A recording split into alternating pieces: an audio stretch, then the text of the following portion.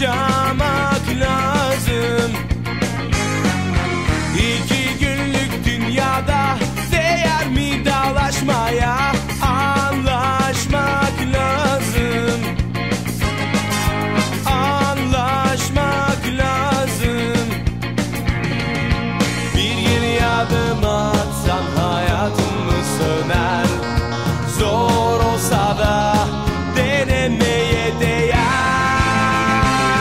Her şey güzel olacak.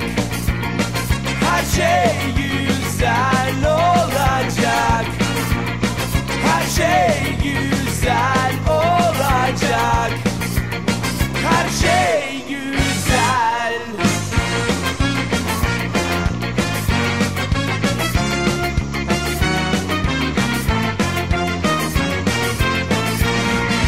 Kandırmışlar herkesi.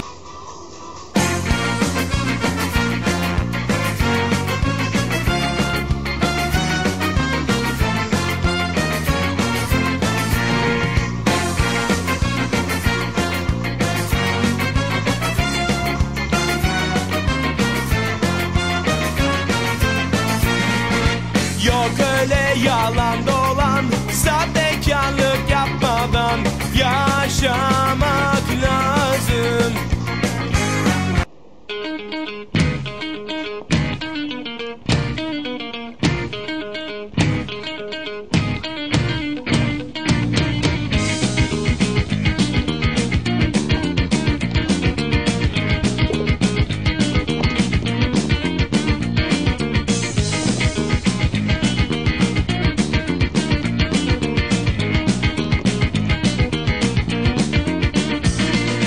Tekrar geldik buraya,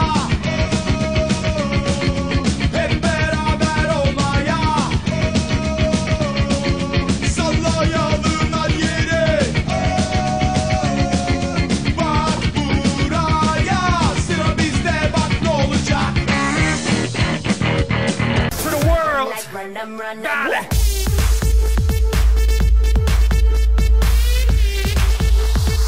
Run them like run them, run them.